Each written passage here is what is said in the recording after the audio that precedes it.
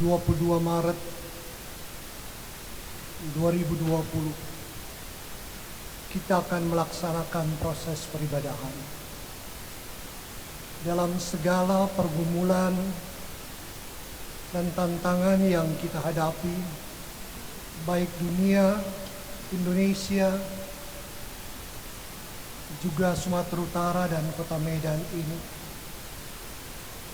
dalam penyebarluasan virus corona, kita harus yakin kuasa Tuhan menolong dan memampukan kita menghadapi pergumulan ini.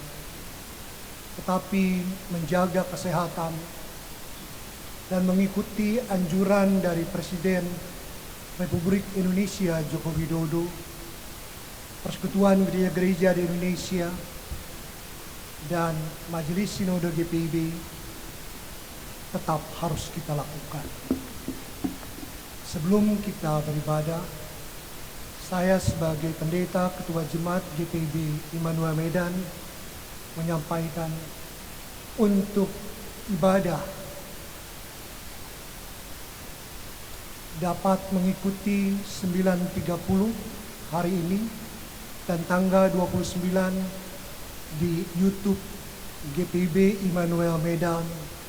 Silakan Ibu Bapak membukanya, dan biarlah ibadah ini menjadi berkat buat kita sekalian.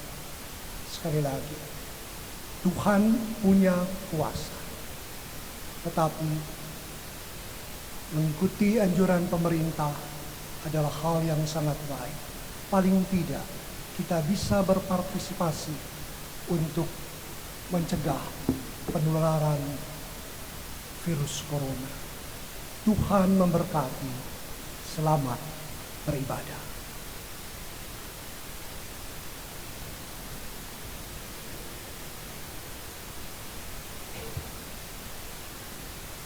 Selamat pagi. Presbiter yang melayani ibadah mengucapkan selamat datang dan selamat beribadah di hari Minggu ketiga Prapaskah. Kiranya ibadah yang kita lakukan saat ini berkenan di hadapan Tuhan. Pemberita firman pada ibadah saat ini adalah Pendeta Melki P. Lumampau, dan bersama-sama dengan kita hadir vokal grup Patimura yang akan memuji dan memuliakan nama Tuhan. Jemaat, mari kita berdiri untuk menyambut firman Tuhan yang hadir tengah-tengah persekutuan kita.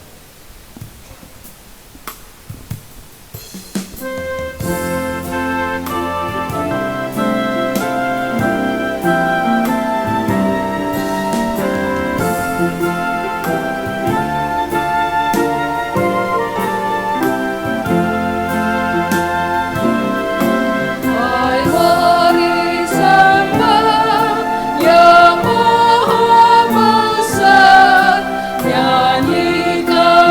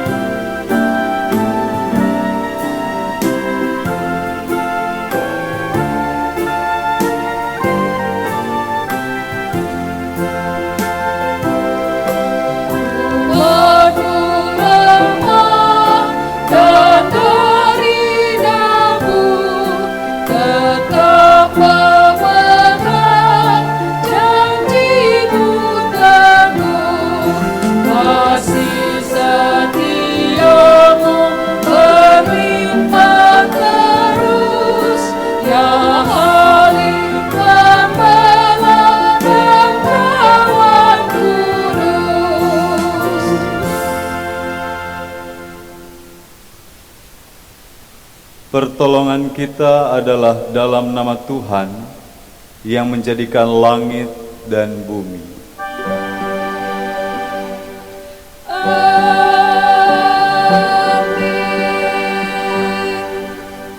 Nats pembimbing dalam ibadah saat ini, Yudas pasal 1 ayatnya yang ketiga.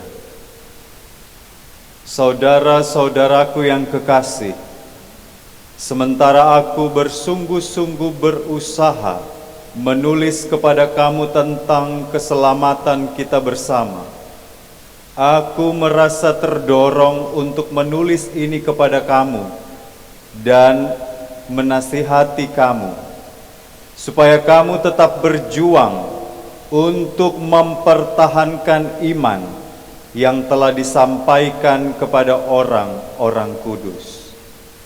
Terimalah salam.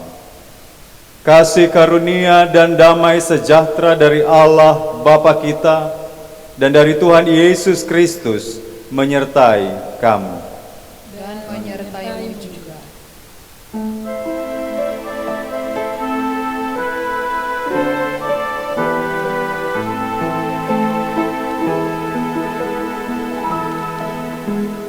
Yesus Mesias Israel, Yesus Engkau Immanuel, Yesus harapan dunia, Juru selamat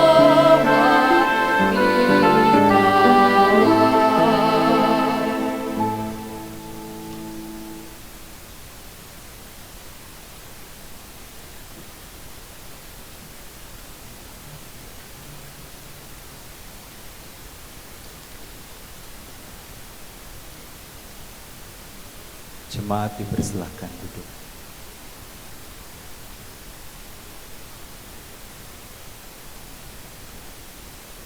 Jemaat dengan rasa sesal dan malu dan dengan kerendahan hati, marilah mengaku akan dosa-dosa kita.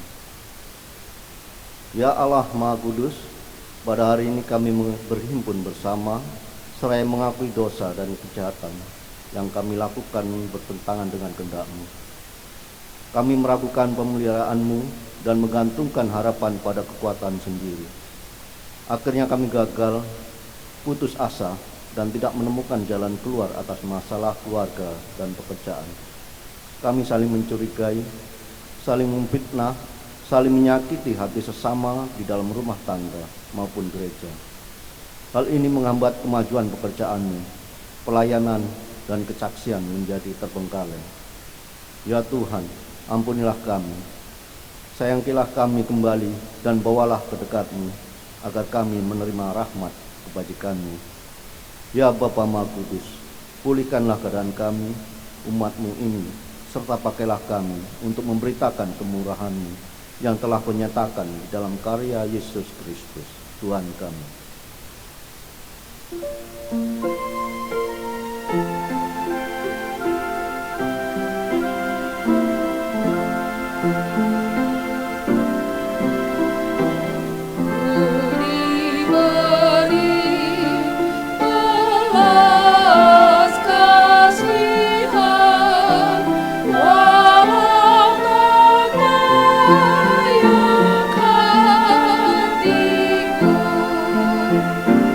Dari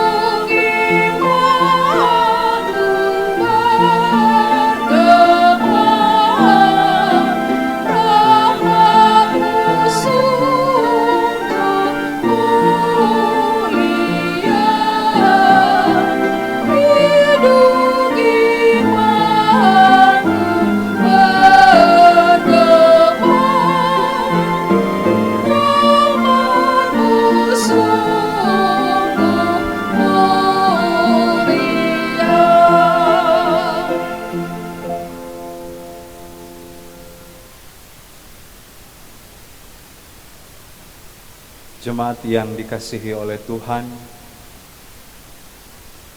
setiap orang yang telah mengaku dosa dan kesalahannya, dengarlah berita anugerah pengampunan yang tertulis dalam kitab Yohanes pasal 3, ayatnya yang ke-16, yang menyatakan, "Karena begitu besar kasih Allah akan dunia ini, sehingga Ia telah mengaruniakan anaknya yang tunggal, supaya setiap orang yang percaya kepadanya tidak binasa, melainkan beroleh hidup yang kekal." Berdasarkan firman Tuhan ini, sebagai pelayan Yesus Kristus, kami memberitakan bahwa pengampunan dosa telah berlaku dalam nama Bapa dan Anak dan Roh Kudus.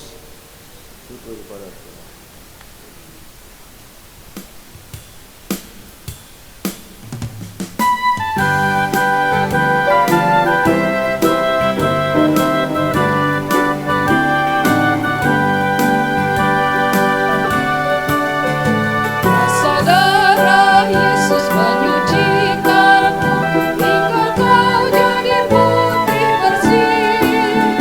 Yakinkah engkau pada anugerahnya? Sudahkah kau dibasuh bersih?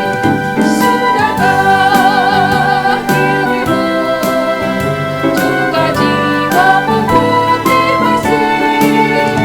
Dalam darah anak domba yang kudus, sudahkah kau dibasuh bersih?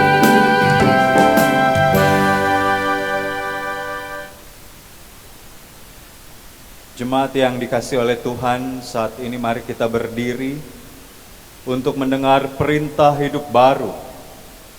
Seperti tertulis dalam kitab Matius pasal 18, ayatnya yang ke-6 hingga ayatnya yang ke-7, yang menyatakan, "Tetapi barang siapa menyesatkan salah satu dari anak-anak kecil ini yang percaya kepadaku, lebih baik baginya jika sebuah batu kilangan diikatkan pada lehernya, lalu ia ditenggelamkan ke dalam laut. Celakalah dunia dengan segala penyesatannya. Memang penyesatan harus ada, tetapi celakalah orang yang mengadakannya."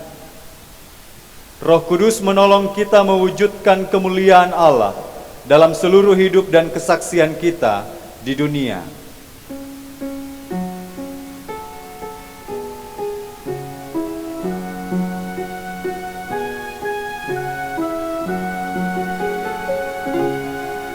Gloria, Gloria, Gloria bagi Allah Bapa. Gloria, Gloria, Gloria bagi Yesus Kristus.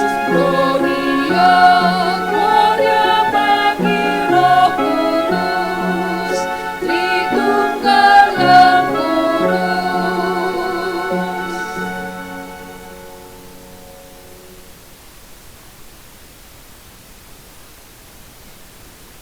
Jemaat yang dikasihi oleh Tuhan, sebelum kita masuk dalam pemberitaan firman Tuhan, kita akan mendengarkan persembahan pujian yang akan dibawakan oleh vokal grup Patimura.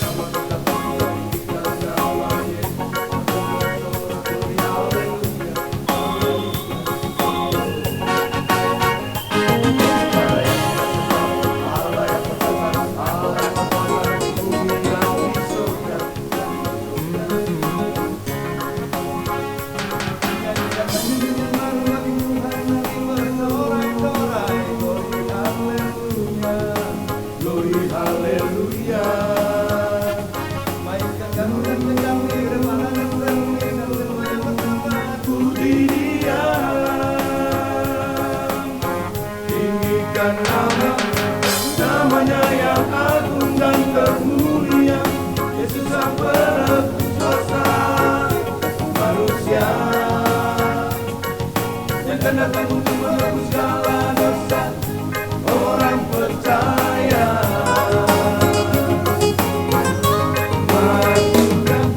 Masukkanlah kemuliaan namanya, muliakanlah dia dengan segala puji-pujian, hari ini sampai selamanya. Maranatha.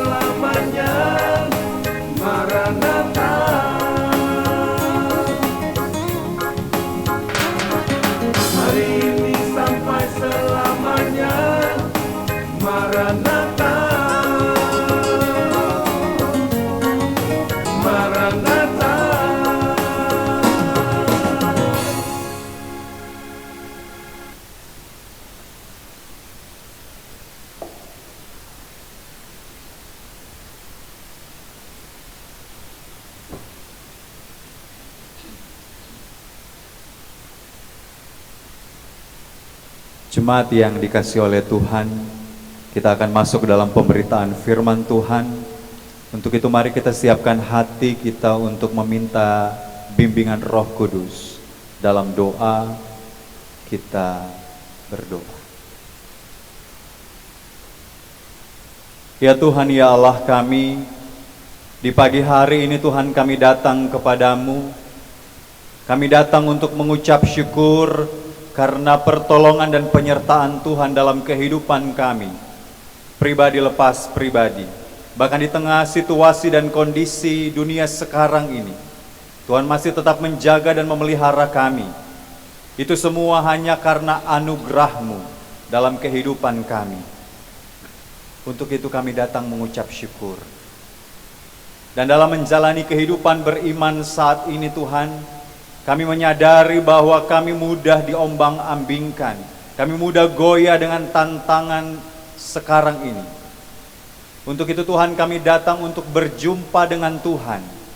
Berjumpa dengan Tuhan melalui kebenaran firman-Mu yang akan kembali menguatkan kami, kembali mengingatkan kami. Untuk itu Tuhan dalam nama Yesus, urapilah kami dengan Roh Kudus-Mu pribadi lepas pribadi yang hadir dalam ibadah saat ini, agar kuasa kebenaran firman Tuhan membuat kami mengerti, memahami. Terlebih Tuhan yang memampukan kami untuk melakukan firman yang kami dengar. Dan saat ini juga Tuhan kami mohon, berikanlah kami damai dan sukacita. Dan bantulah kami untuk menurunkan ego kami, agar firman yang akan kami dengar dapat kami terima dengan kelembutan dan dapat menguasai kehidupan kami, terlebih hidup beriman kami kepadamu. Di dalam nama Tuhan Yesus Kristus kami menyerahkan kepada Tuhan. Dan bersabdalah Tuhan, kami siap mendengar firman-Mu. Amin. Jemaat yang dikasihi oleh Tuhan, saat ini mari kita berdiri untuk mendengar firman Tuhan. Hosiana.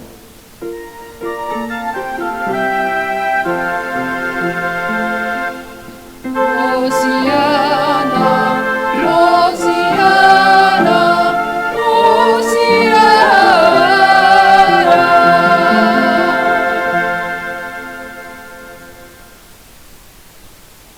Bapak Ibu Saudaraku yang terkasih, pembacaan Alkitab sebagaimana tertulis dari surat Yudas pasal 1 ayat 1 sampai ayat yang ke-16 yang kita akan membacakannya secara bergantian.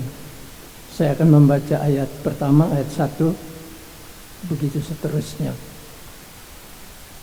Surat Yudas pasal 1 ayat 1 sampai 16 yang menyatakan, dari Yudas hamba Yesus Kristus dan saudara Yakobus, kepada mereka yang terpanggil, yang dikasihi dalam Allah Bapa dan yang dipelihara untuk Yesus Kristus.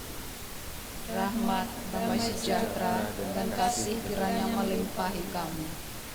Saudara-saudaraku yang kekasih, sementara aku bersungguh-sungguh berusaha menulis kepada kamu tentang keselamatan kita bersama, aku merasa terdorong untuk menulis ini kepada kamu dan menasihati kamu, supaya kamu tetap berjuang untuk mempertahankan iman yang telah disampaikan kepada orang-orang kudus.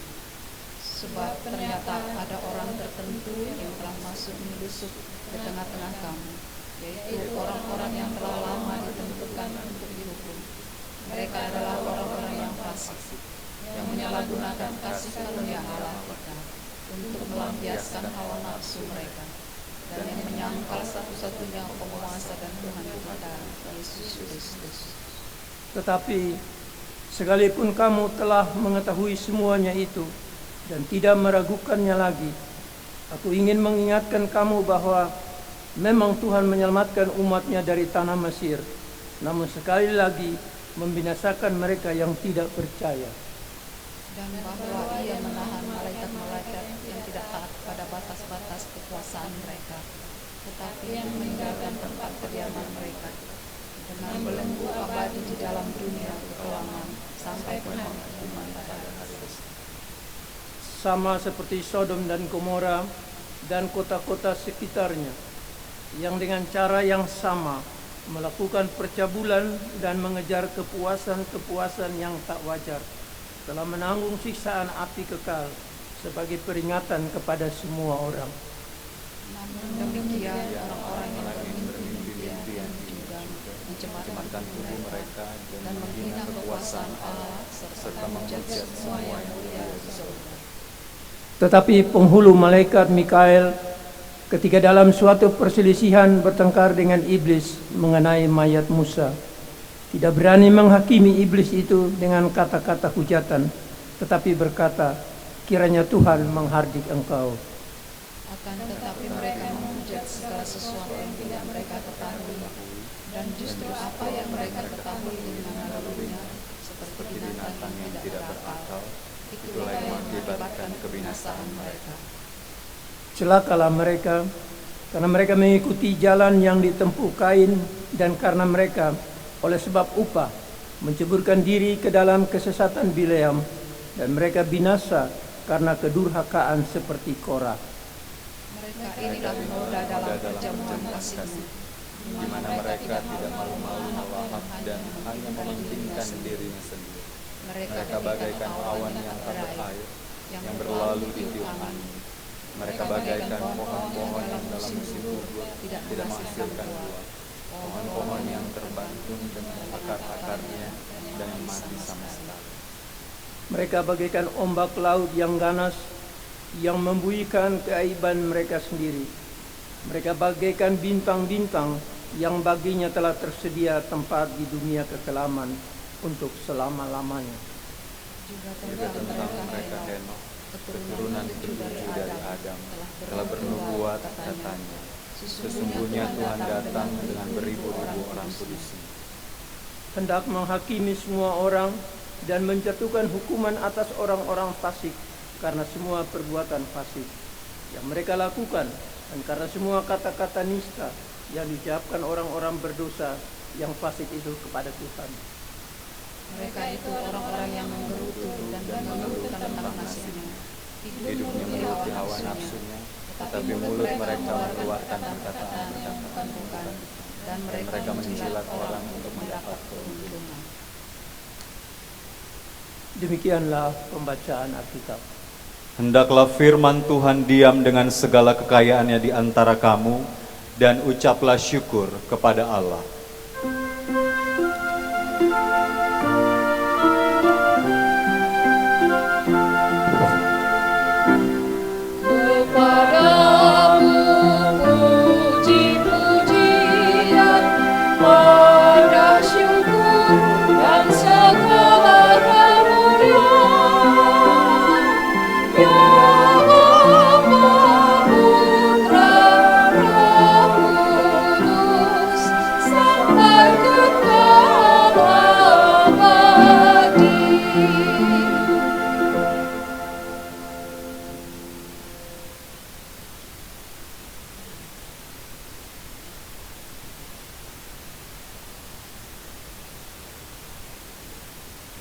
Shalom. Shalom. Iya, jemaat yang dikasihi oleh Tuhan kita Yesus Kristus, ya, saya sangat meyakini dan sangat percaya bahwa sedikit tapi Tuhan ada. Amin. Jadi mari jemaat tetap sukacita. Bapak Ibu sukacita? Luar biasa ya.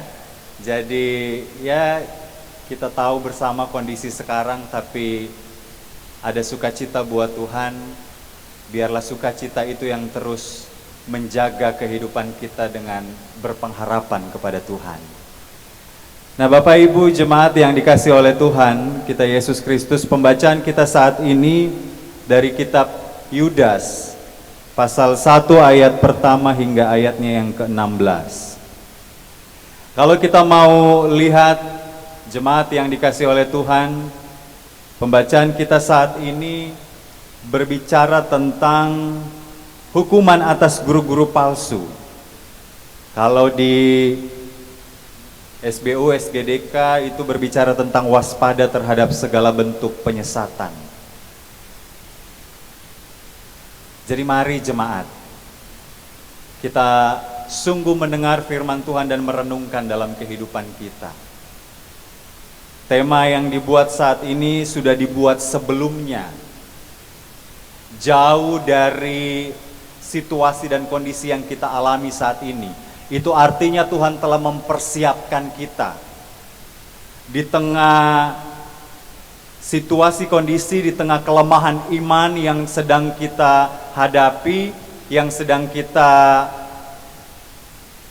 lewati sekarang ini. Kita diingatkan melalui firman Tuhan untuk memasrahkan diri kita kepada Tuhan di tengah kondisi sekarang ini.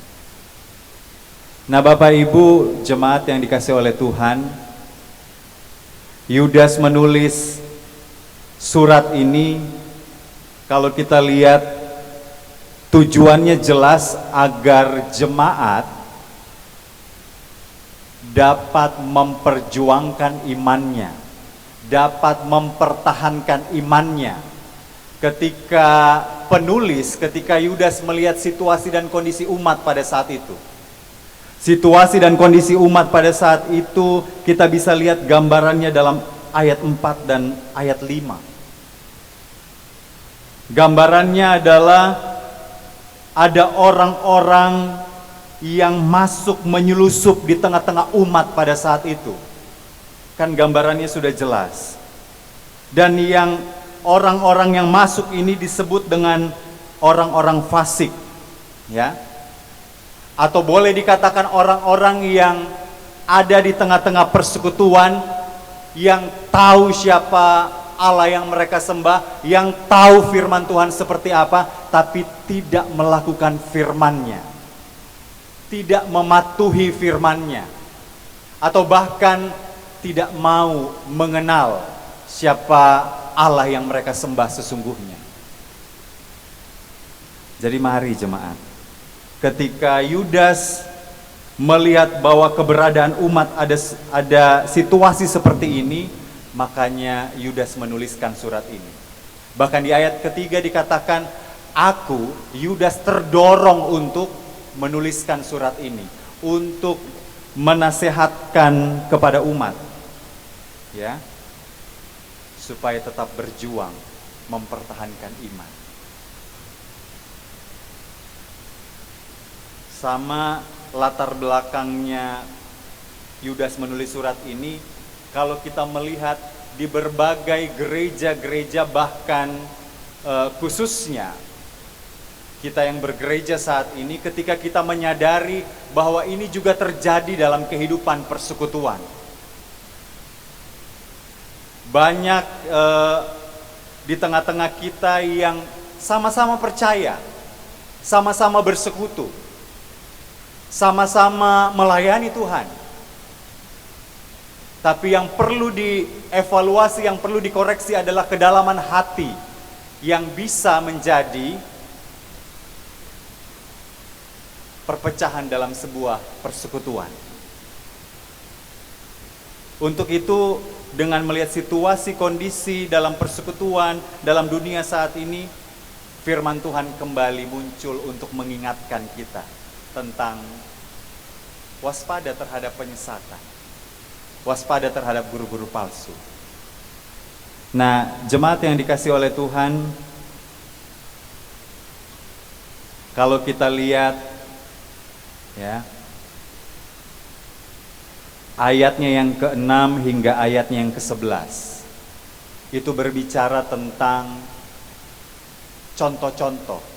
Penulis mau memperlihatkan bahwa contoh guru-guru palsu, contoh sikap-sikap yang bisa menimbulkan perpecahan dalam jemaat, sikap-sikap yang bisa melemahkan iman jemaat, membuat iman jemaat jadi terombang-ambing, ada di ayat 6-11. Atau contoh-contoh yang dikatakan orang-orang fasik itu seperti apa? Kalau kita lihat pada ayatnya yang ke-6 itu dikatakan, ia menahan malaikat-malaikat yang tidak taat. Dari kalimat itu saja kita bisa menemukan bahwa mari kita garis bawahi tidak taatnya.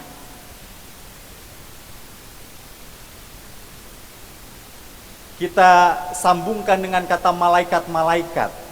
Jadi ayat 6 ini juga sebenarnya sederhananya yang kita pahami adalah malaikat adalah adalah gambaran yang taat kepada Allah. Tapi mereka dikatakan di sini tidak taat pada batas kekuasaan mereka. Mereka meninggalkan tempat kediaman mereka dengan belenggu abadi di dalam dunia kekelaman.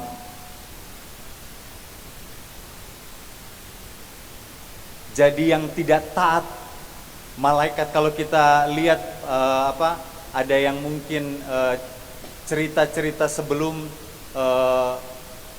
pasti kita pernah dengar bahwa dulu ada malaikat-malaikat yang dibuang. Pernah dengar cerita seperti itu, ya, yang disebut dengan Lucifer. Nah, ini gambaran juga mau mengingatkan bahwa malaikat dibuang karena mereka tidak taat, sehingga ia dibelenggu oleh kekelaman, ya, dibelenggu oleh dunia kekelaman sampai penghakiman. Ini juga mau mengingatkan kita di ayat 6 ini, jemaat yang dikasihi oleh Tuhan. kita juga orang-orang percaya, kita juga orang-orang yang tahu firman Tuhan seperti apa. Maka yang harus kita lakukan adalah taat kepada Tuhan, bukan tidak taat. Kalau tahu firman Tuhan tidak menghakimi, jangan menghakimi. Kalau tahu firman Tuhan mengampuni, ampuni. Kalau tahu firman Tuhan jangan menyimpan akar pahit, sakit hati, dendam, maka lepaskan itu. Dengan kita mempertahankan kehidupan yang tidak benar berarti kita tidak taat. Maka gambarannya adalah kalau kita tidak taat, kita akan dibelenggu. Jadi mari jemaat. Lalu ayatnya yang ke-7. Apalagi contoh berikutnya dikatakan di situ tentang Sodom dan Gomora. Ya. Perihal tentang mereka Sodom dan Gomora ini melakukan percabulan, mengejar kepuasan-kepuasan yang tak wajar. Ya. Kalau kita melihat latar belakang dari Sodom dan Gomora ini sedikit, mereka melakukan percabulan hanya untuk mendapatkan kekuasaan. Untuk mendapatkan kekuasaan mereka harus melakukan hal-hal yang tidak wajar. Nah, kadangkala Sodom dan Gomora ini juga ada dalam kehidupan persekutuan umat. Bukan perkara percabulan, tapi perkara hal-hal yang tidak wajar lainnya. Sehingga banyak yang masuk dalam persekutuan, banyak yang melayani Tuhan hanya karena mau cari kekuasaan, hanya karena mau cari nama. Sehingga gambaran Sodom dan Gomora ini diingatkan kembali kepada kita. Kalau kita mau melayani Tuhan, kalau kita di dalam persekutuan hanya mau cari kekuasaan, hanya mau cari nama, dengan melakukan hal-hal yang di luar dari kehendak Tuhan, hal-hal yang tidak berkenan kepada Tuhan. Kan banyak kan? Ketika kita mau masuk dalam organisasi atau masuk dalam persekutuan umat, masuk dalam ladang pelayanan, ada berbagai macam cara-cara untuk menjatuhkan orang supaya saya yang mau masuk, dia tidak boleh masuk. Lalu yang mau masuk mencoba untuk berbagai macam cara yang di luar dari kehendak Tuhan. Hanya karena mau dilihat, oh saya loh yang berkuasa di sini. Jadi mari jemaat, renungkan dengan baik bahwa contoh orang-orang fasik, contoh orang-orang yang bisa menjadi penyesat atau guru-guru palsu adalah orang-orang yang dalam Alkitab bacaan kita saat ini contohnya seperti itu. Karena baru kedua contoh ini tidak taat, baru perihal orang-orang yang mencari kekuasaan dengan melakukan hal yang tidak wajar, itu dapat membuat persekutuan umat terpecah belah. Mari jemaat. Lalu yang berikutnya ayat ke-8 dikatakan orang-orang yang bermimpi-mimpian ini juga dapat mencemarkan tubuh mereka. Apa yang dimaksud dengan orang-orang yang bermimpi-mimpian? Ya, kalau kita mau sederhanakan adalah orang-orang yang mempunyai idealisme tersendiri dalam pikiran, dalam hidupnya. Orang-orang yang hanya mau menerapkan keinginannya sendiri. Memang bermimpi untuk menyampaikan segala sesuatu aspirasi atau ide-ide, tapi harus kehendaknya yang jadi. Tidak mau mendengar pendapat orang lain, sehingga orang-orang yang seperti ini digambarkan adalah mencemarkan tubuh mereka sendiri.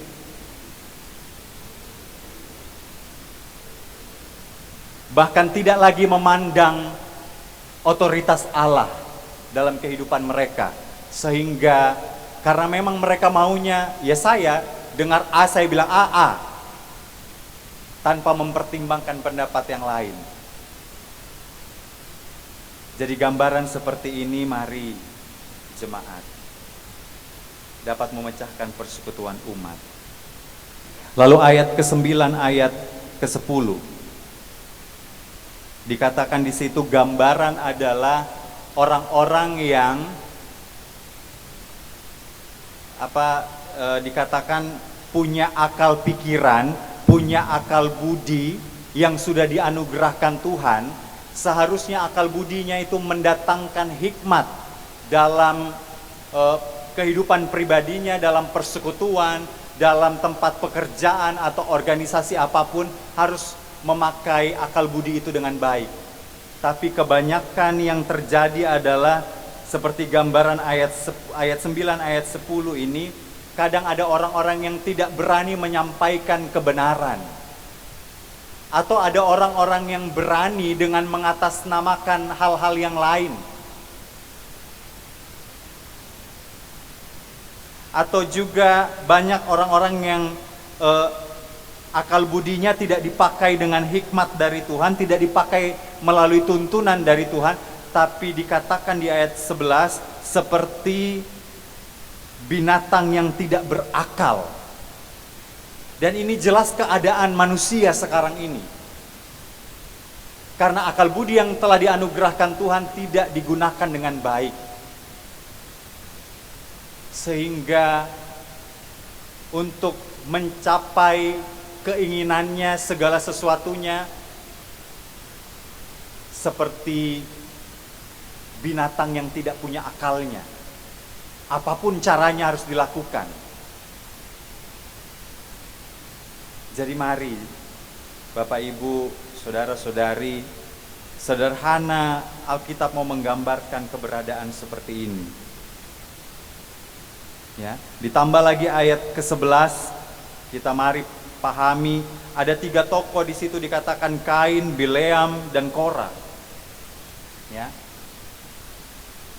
Kain kita tahu bersama, jemaat yang dikasih oleh Tuhan, bahwa hanya karena perkara persembahan yang diterima, lalu ia iri hati, ia cemburu, lalu membunuh saudaranya. Kadangkala itu juga terjadi dalam jemaat. Kita yang lebih didengar, kita yang lebih diterima, atau persembahan kita yang lebih diberkati. Kadang-kadang itu membuat iri hati dalam persekutuan, iri hati dalam kehidupan pribadi, atau dalam keluarga sekalipun. Coba Bapak Ibu bayangkan, Kain dan Habel ini memang tidak sampai membunuh, tapi terkadang itu ada dalam kehidupan keluarga, di anak-anak kita. Benar tidak? Ketika kita memberikan yang satu, atau ketika anak ada 2 memberikan hasil pekerjaannya, lalu kita lebih tersenyum dan lebih bersuka cita kepada anak yang A, maka anak yang B otomatis iri hati dan cemburu. Jadi mari waspadai bahwa itu sudah bertumbuh. Kita selayaknya orang tua punya tugas tanggung jawab seperti mendidik anak-anak yang baik. Dan itu harus diwaspadai, karena itu bisa menjadi pemecah dalam persekutuan umat. Lalu Bileam dengan kesesatannya dikatakan di situ, ya, serakah. Korah juga suka memberontak, ya. Orang-orang yang suka memberontak, orang-orang yang serakah, itu dikatakan gambaran orang fasik dan bisa menjadi guru-guru palsu yang menyesatkan. Jadi mari jemaat, kita renungkan dengan baik bahwa keberadaan orang-orang seperti ini dalam keluarga, dalam pekerjaan, dalam persekutuan, itu dapat menyesatkan diri kita atau menyesatkan orang lain. Orang-orang yang seperti ini. Lalu saya langsung menambahkan ayat 16. Ditambahkan gambaran orang-orang fasik, ya. Mereka itu orang-orang yang suka menggerutu dan mengeluh. Ya, suka menggerutu dan mengeluh tentang nasibnya. Coba jemaat bayangkan. Kalau sudah orang-orang ya di Medan, kadang-kadang saya dengar kata-kata seperti ini.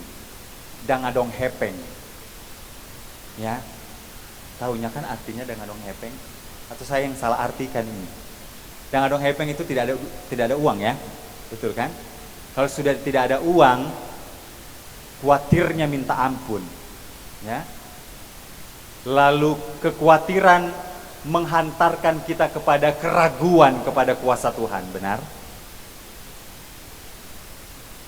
Nggak tahu mau makan apa besok, nggak tahu mau pergi dengan apa besok, semuanya khawatir. Sehingga bahayanya khawatir itu mendatangkan keraguan kepada kuasa Tuhan. Ya. Lalu mari kita tengok keberadaan kita saat ini. Ya. Banyak dengan perkembangan Indonesia naiknya begitu cepat ya, virus corona ini, yang Tuhan mau katakan adalah tetap beriman tapi juga berhikmat. Beriman, memang kita beriman kepada Tuhan, tapi jangan punya iman seperti gambaran iman terjun payung atau iman yang lepas begitu saja. Ya, saya percaya memang Tuhan akan menjaga. Iya, percaya memang Tuhan akan menjaga. Tapi kita punya akal budi yang dianugerahkan Tuhan. Maka akal budi itu pakai dengan baik dengan cara berhikmat. Berhikmat dengan cara apa? Menjaga diri.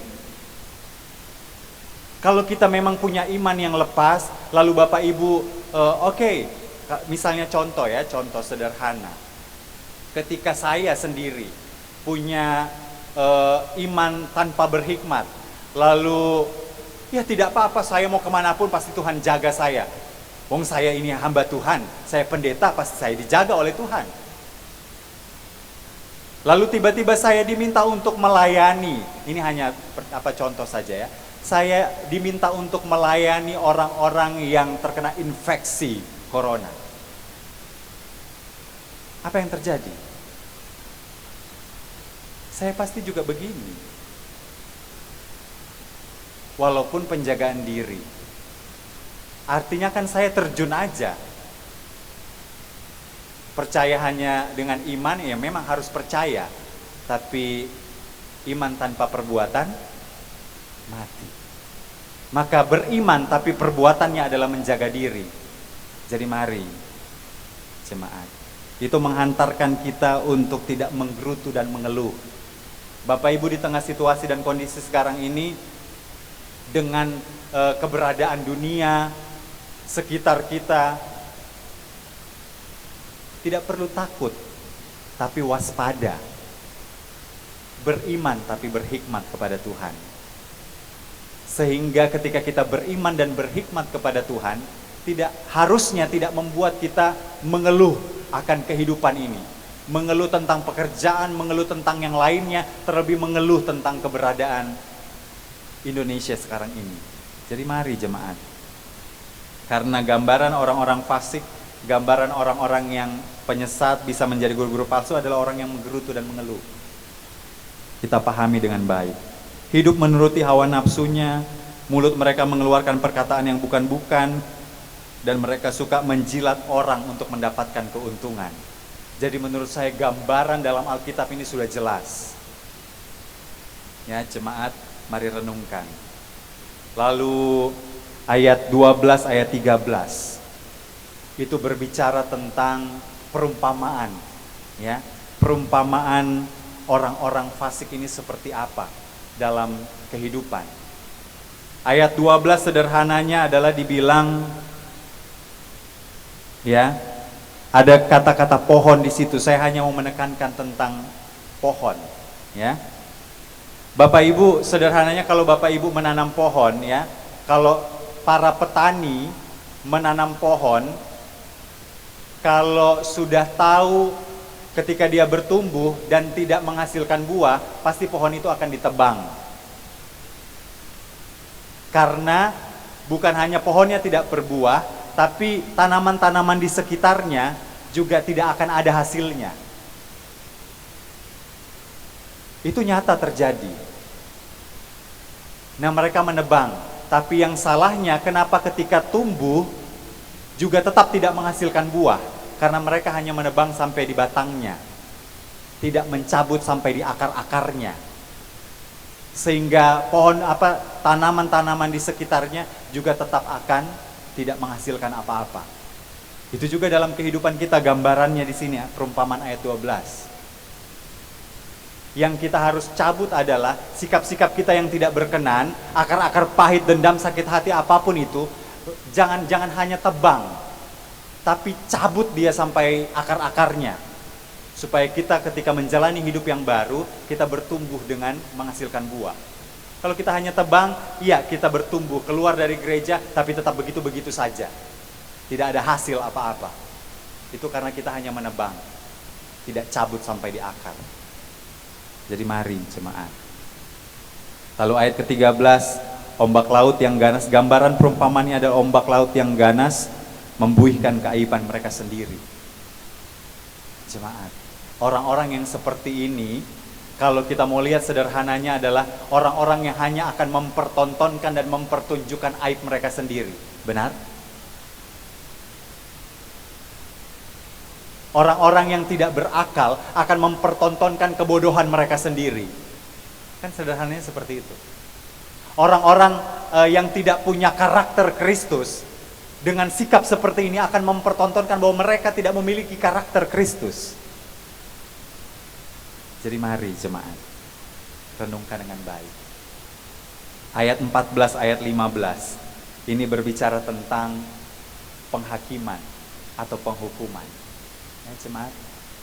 Karena orang-orang seperti ini dikatakan, ya, juga tentang mereka Henok keturunan ke-7 dari Adam, bernubuat, katanya sesungguhnya Tuhan datang dengan beribu-ribu orang kudusnya, hendak menghakimi semua orang. Ya. Jadi orang-orang fasik, kalau kita tetap mempertahankan kehidupan kita seperti ini, tetap mempertahankan gambaran-gambaran dari Alkitab, yang contoh-contoh orang fasik ini, maka kita akan dihukum dan dihakimi oleh Tuhan. Jadi mari jemaat, gambaran penghakiman Tuhan datang itu tetap ada. Kita renungkan dengan baik, jemaat yang dikasih oleh Tuhan. Dan yang jemaat perlu kita pahami adalah, mari kita sungguh-sungguh memahami firman Tuhan saat ini. Ya. Berkaitan dengan keadaan dunia sekarang ini,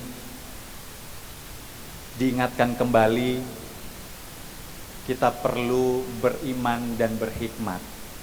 Berhikmat dengan cara mewaspadai diri. Jangan panik yang berlebihan, jangan takut yang berlebihan. Takut boleh, itu manusiawi. Ragu atau khawatir boleh, itu manusiawi. Tapi saya boleh mau katakan sedikit ya. Sebenarnya kalau mau kita lihat dan kita perhatikan, kekhawatiran atau ketakutan itu sebenarnya anugerah dari Tuhan. Kenapa dibilang anugerah dari Tuhan? Karena kekhawatiran dan ketakutan Tuhan beri untuk membuat kita bergantung kepada Allah, untuk membuat kita berbalik kepada Allah. Jadi ketika Bapak Ibu mengalami ketakutan dan kekhawatiran di situasi sekarang ini, mau diingatkan bahwa itu adalah anugerah dari Tuhan.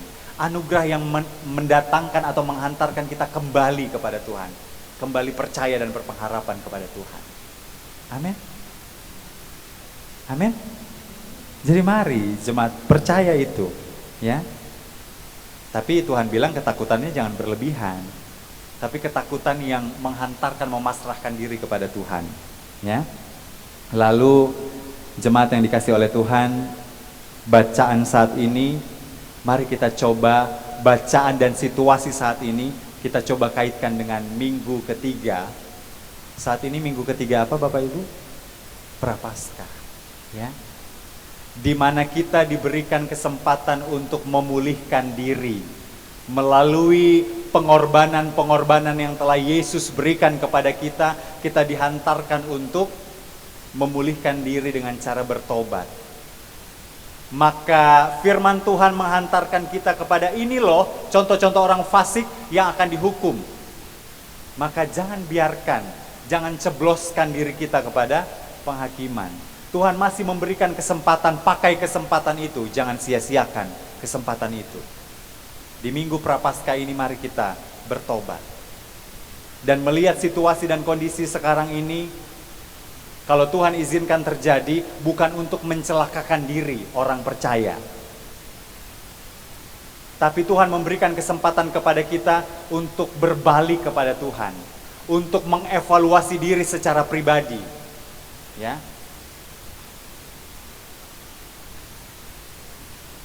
Kalau di kota-kota besar sana ibadah ditutup dan lain sebagainya, ada yang ibadah melalui live streaming, internet, itu membuat orang-orang percaya lebih dikusukkan kepada kehidupan pribadinya dengan Tuhan.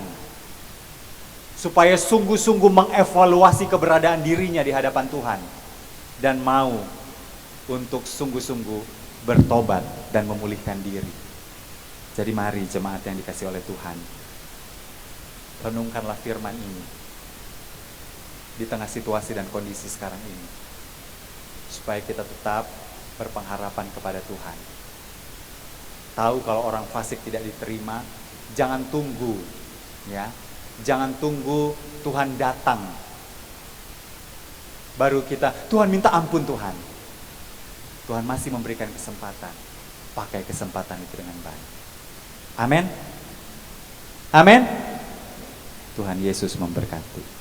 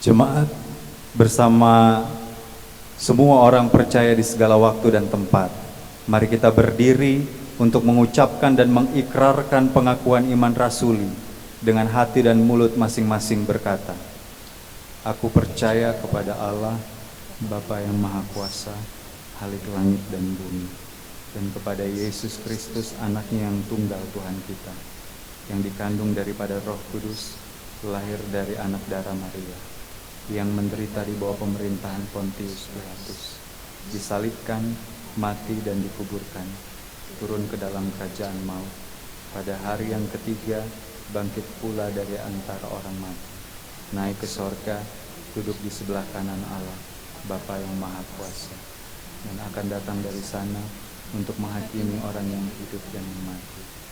Aku percaya pada Roh Kudus, gereja yang kudus dan am, persekutuan orang kudus, pengampunan dosa, kebangkitan daging, dan hidup yang kekal.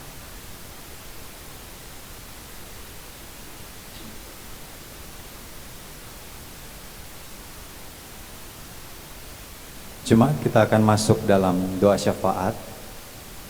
Saya akan memberikan kesempatan kepada jemaat untuk berdoa secara pribadi, lalu kita bersyafaat bersama. Sampaikanlah semua pergumulan, harapan kepada Tuhan. Lalu saya akan tutup dengan syafaat bersama. Kita berdoa.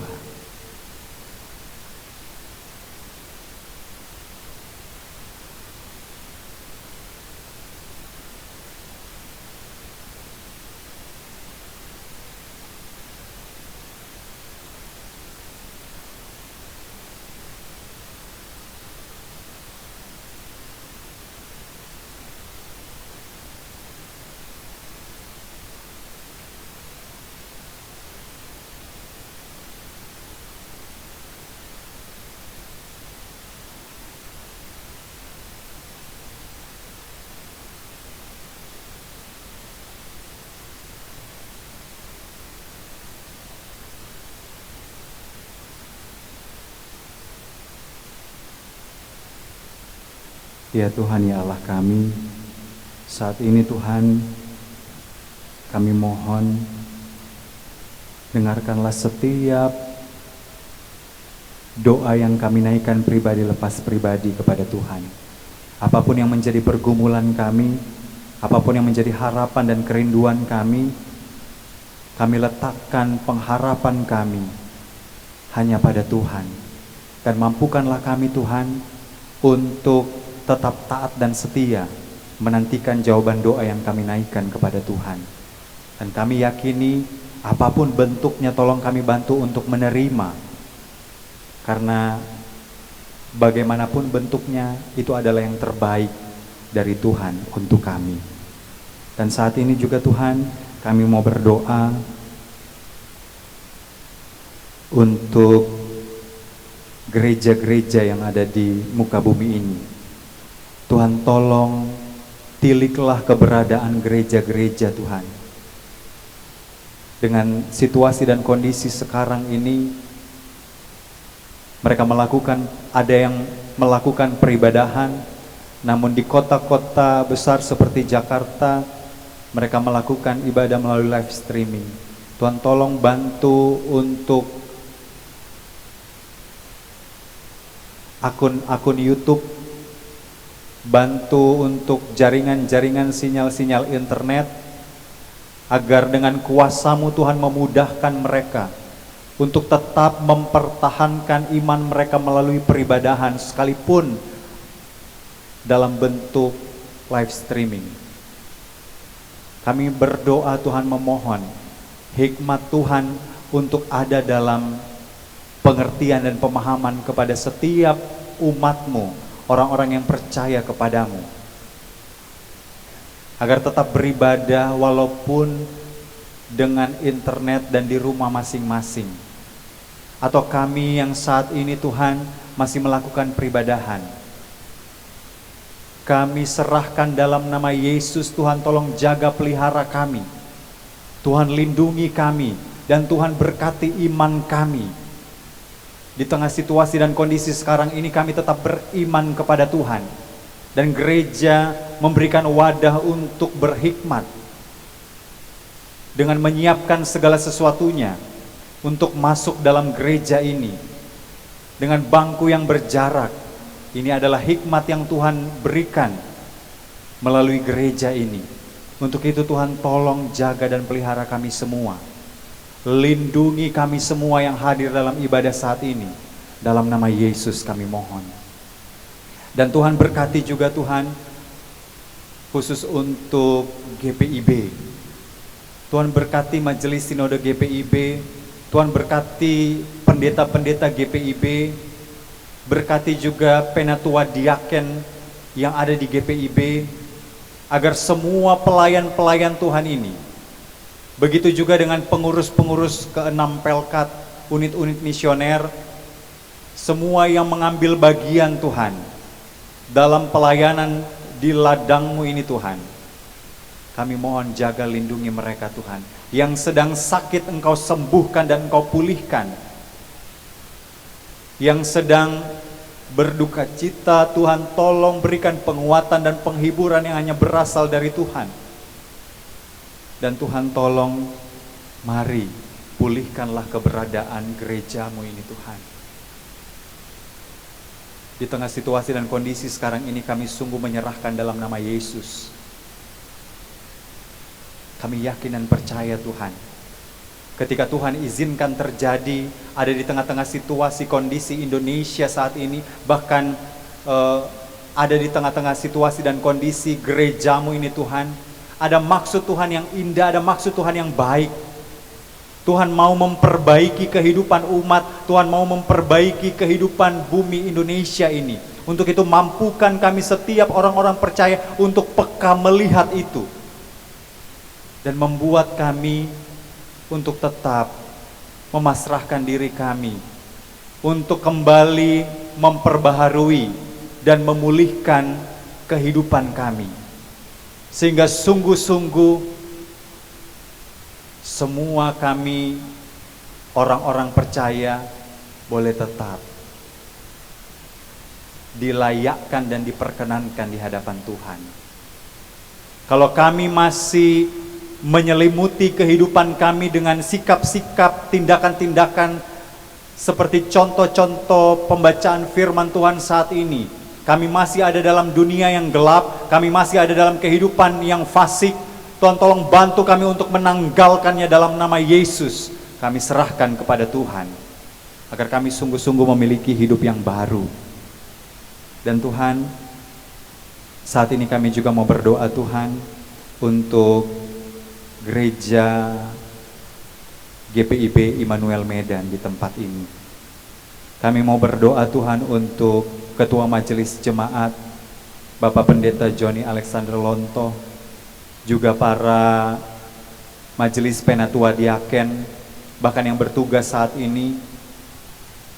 Dan juga kami berdoa buat pelayan-pelayan Tuhan di pengurus-pengurus Pelkat yang ada di GPIB Immanuel Medan, juga operator multimedia, sound system, kantoria, organis, semua pelayan-pelayan Tuhan ini mari Tuhan jaga pelihara. Tuhan berikan kekuatan, kesehatan, berikan hikmat dan pengertian Tuhan, dan berikanlah sukacita dan damai sejahtera dalam mereka menjalani pelayanan tugas tanggung jawab mereka Tuhan.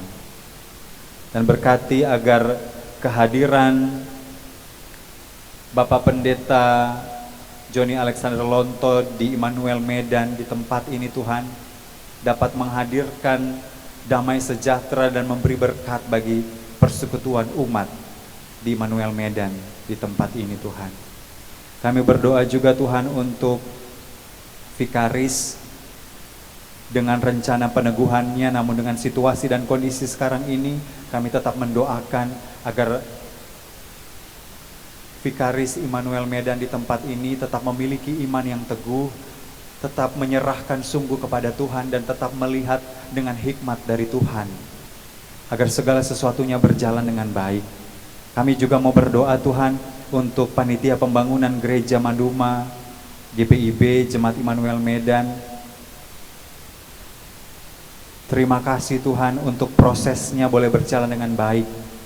Namun kami tetap menyerahkan kepada Tuhan untuk panitia pembangunan agar bekerja dengan baik, dan juga donatur-donatur, Tuhan tolong berkati yang sudah memberikan.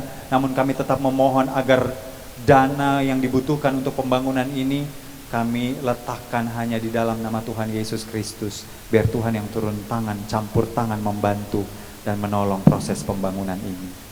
Kami juga berdoa Tuhan untuk jemaat Immanuel Medan dalam pertambahan usia, yang berhari ulang tahun,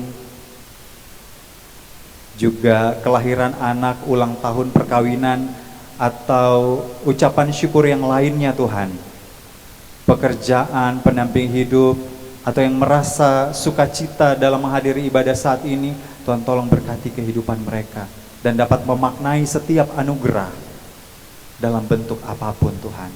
Dan kami berdoa juga untuk pergumulan dalam rumah tangga, pekerjaan, teman hidup yang dalam proses pencarian atau ingin mendapatkan pekerjaan yang lebih baik. Kami serahkan dalam nama Yesus. Biar Tuhan yang akan campur tangan, memberikan hikmat dan membuka jalan untuk mereka yang sedang menghadapi pergumulan. Mereka yang mengalami penderitaan dalam penyakit, kelemahan tubuh, jemaat yang sedang sakit, Bapak RB Hareva, Bapak JP Kere, Bapak Martin Manopo, Nyonya GS Butar-Butar Pasaribu, Bapak Lengkap Bangun, kami serahkan dalam nama Yesus. Biar Tuhan yang berkenan untuk datang menjamah dan melawat, berkati obat-obatan, makan minuman yang mereka konsumsi, agar dari alat-alat ini dapat menjadi perpanjangan tangan Tuhan untuk menyembuhkan mereka. Yang sedang berduka cita juga kami doakan Tuhan. Kami serahkan duka cita mereka yang mereka alami ke dalam tangan Tuhan.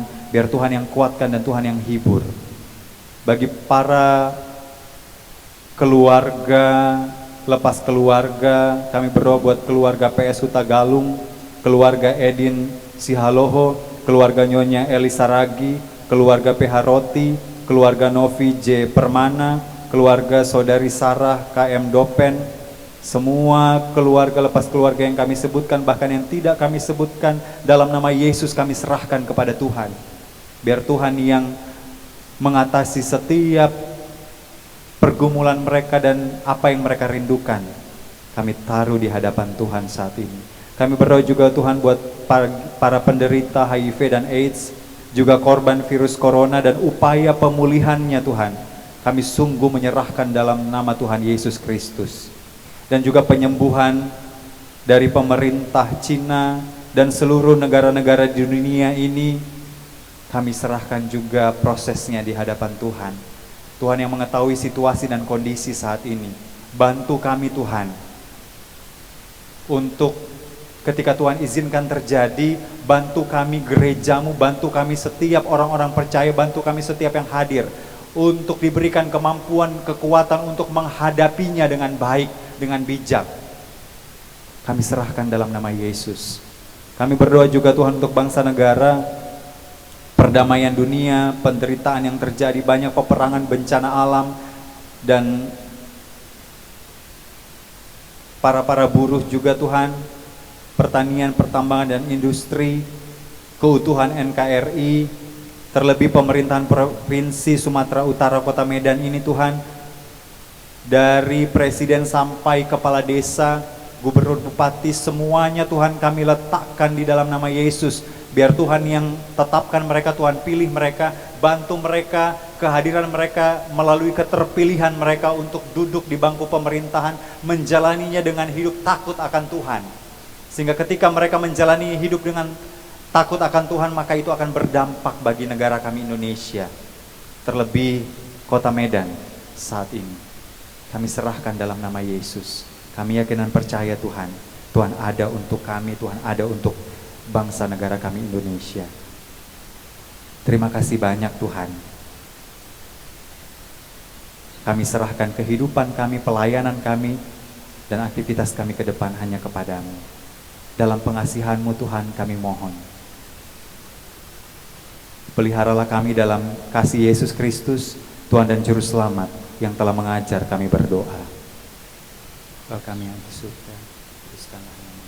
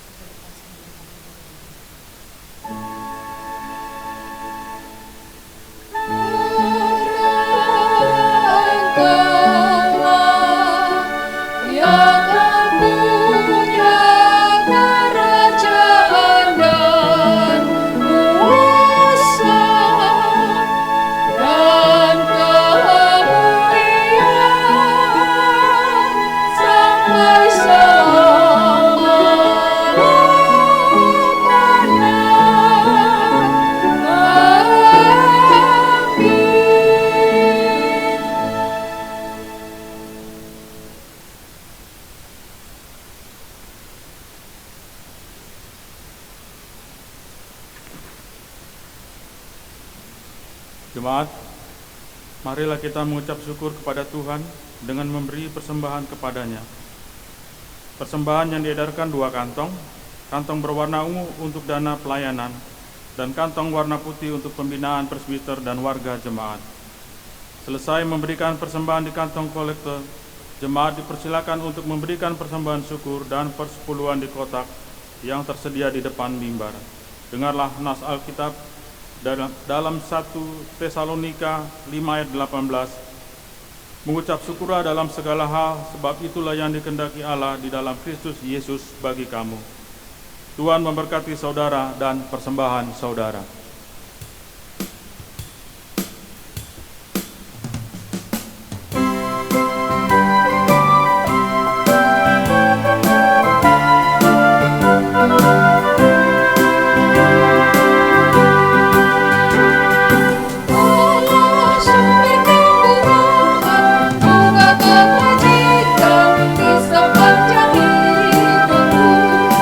Bersyukur senantiasa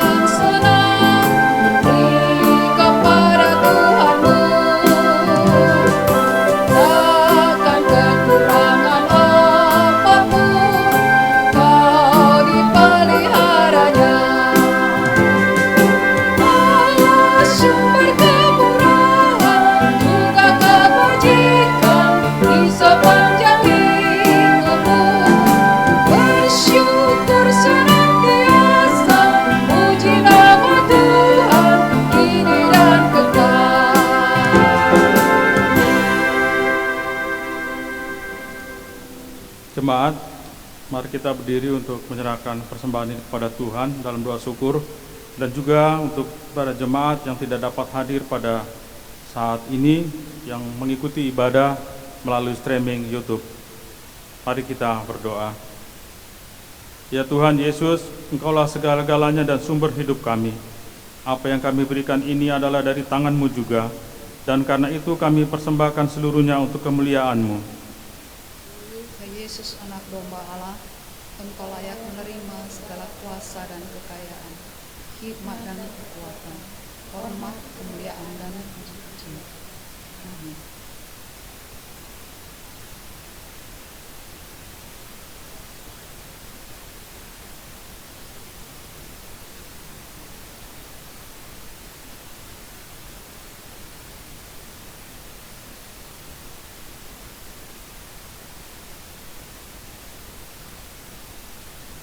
Jemaat yang dikasihi Tuhan, mohon perhatiannya untuk intisari Warta Jemaat Minggu 22 Maret 2020. 1. Majelis Jemaat GPIB Immanuel Medan mengucapkan selamat beribadah bagi warga jemaat dan simpatisan yang telah hadir pada saat hari ini. Bagi para tamu yang untuk pertama kalinya hadir dalam ibadah ini, diucapkan selamat datang dalam persekutuan jemaat GPIB Immanuel Medan.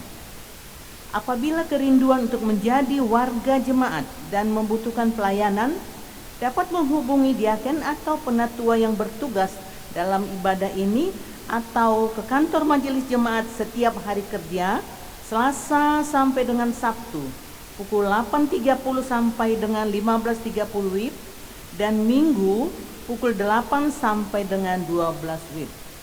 Yang kedua, Majelis Jemaat GPIB Immanuel Medan mengucapkan terima kasih kepada Pendeta Melki V. Lumempo dari GPIB Maranatha Pematang Siantar yang sudah memberitakan firman Tuhan dalam ibadah ini. Tuhan memberkati Bapak Pendeta dan keluarga dalam hidup pelayanan. Yang ketiga, jadwal kegiatan katekisasi reguler tahun ajaran 2019 sampai 2020. Selasa 24 Maret 2020 pukul 7.30 WIB diadakan ujian lisan. Jumat 3 April 2020 pukul 18 WIB persiapan dan penggembalaan peneguhan. Minggu 5 April 2020 pukul 9.30 WIB diadakan peneguhan sidi. Jumat 10 April 2020 pukul 9.30 WIB diadakan perjamuan kudus pertama bagi sidi baru. Demikian untuk menjadi perhatian para katekisan dan orang tua.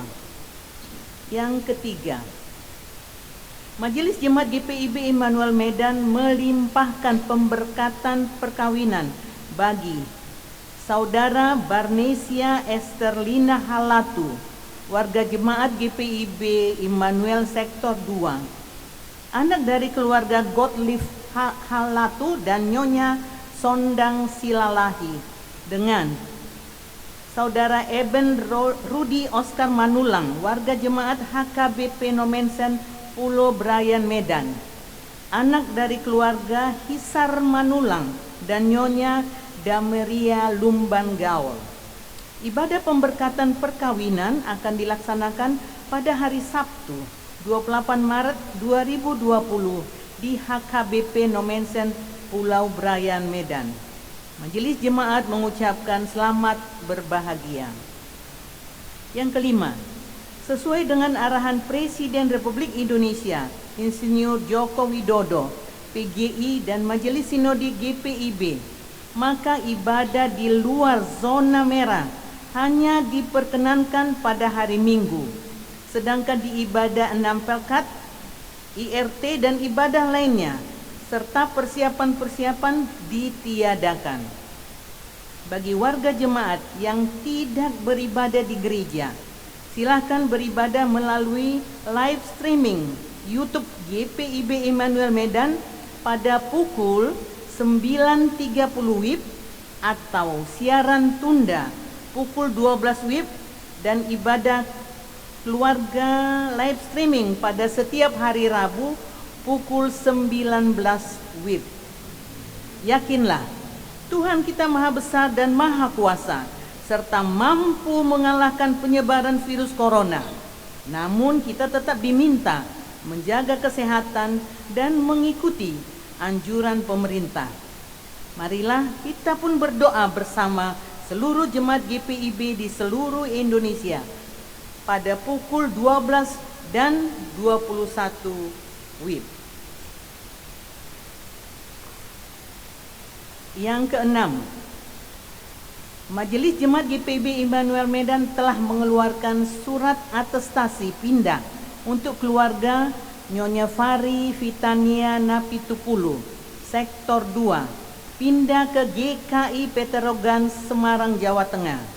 Terima kasih atas kebersamaan di Jemaat GPIB Immanuel Medan. Kiranya Tuhan Yesus Kristus menyertai dan memberkati keluarga di tempat yang baru. Yang ketujuh, telah terdaftar sebagai anggota baru keluarga Dionisius Bolewan, alamat Jalan Seputi Baru nomor 69 Medan, Sektor 2. Apabila keluarga hadir pada ibadah ini, dipersilakan berdiri untuk diperkenalkan kepada jemaat.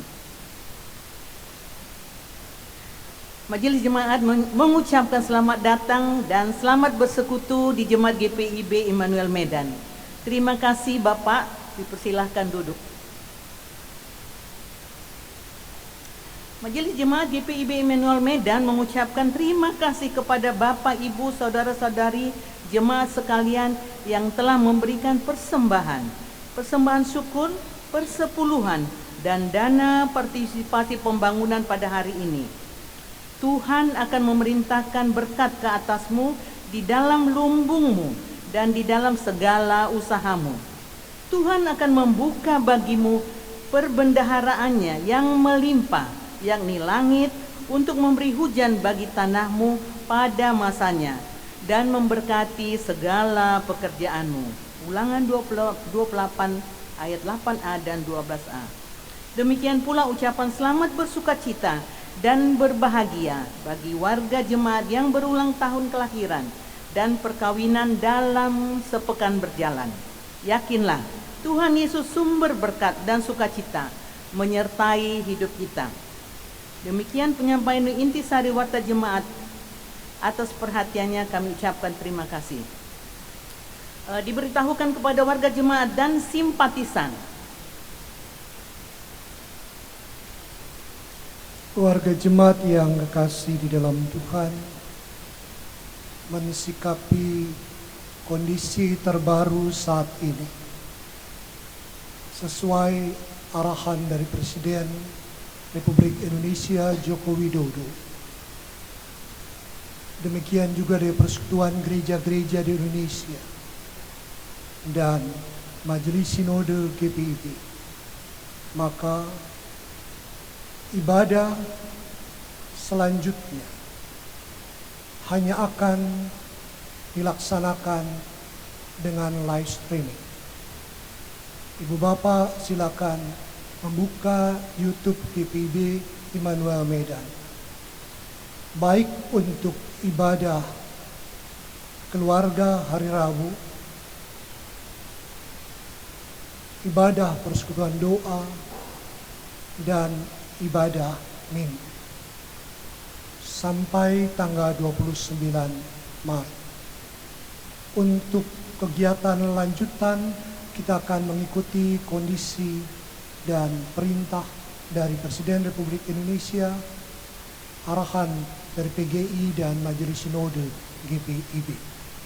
Hal yang kedua, berkaitan dengan proses yang berlanjut saat ini sedang berlangsung, maka sesuai dengan penyampaian Majelis Sinode, peneguhan Vikaris Yosefina Chandri Epifani yang direncanakan tanggal 29 diundur pelaksanaannya sampai kondisi bangsa dan negara ini benar-benar menjadi aman dan tenang.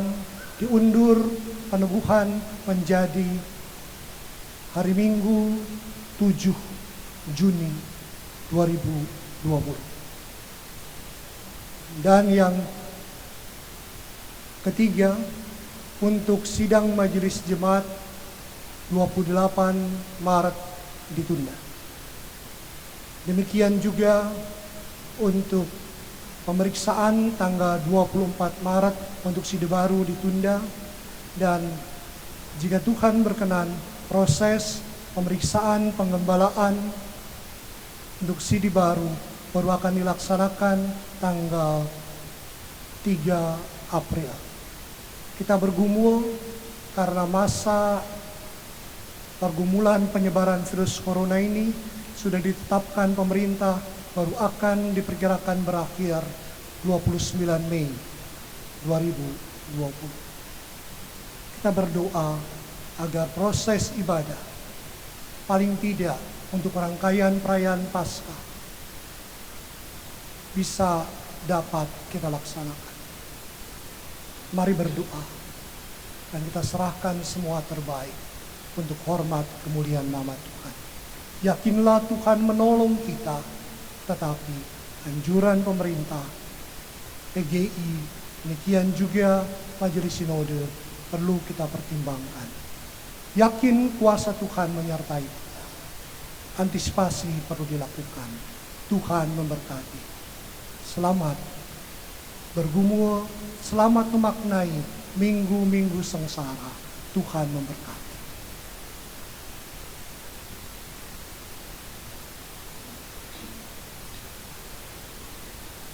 Jemaat yang dikasihi Tuhan, mari kita berdiri.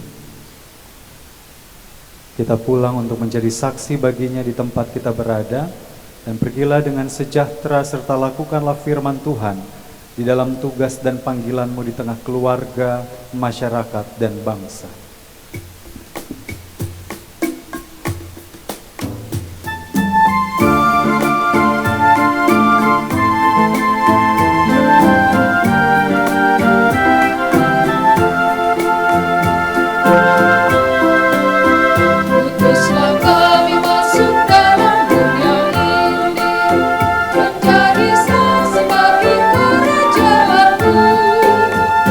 Membawa damai dan terang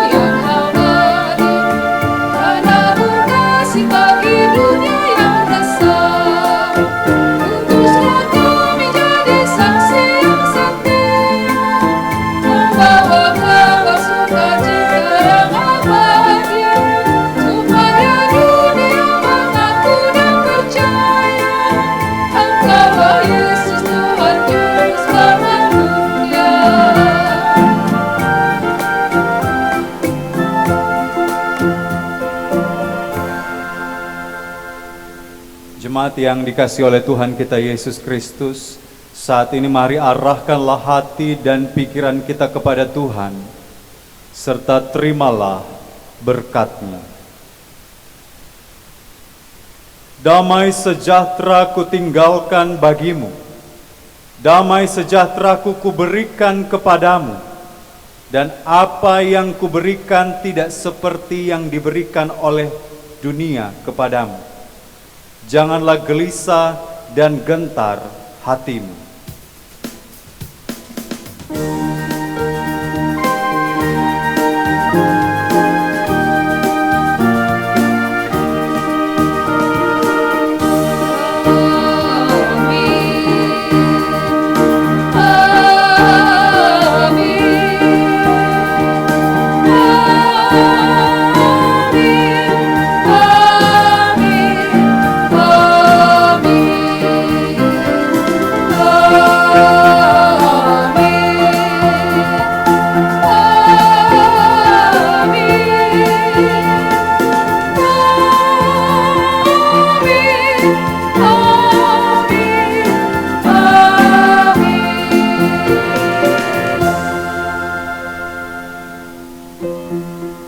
Thank you.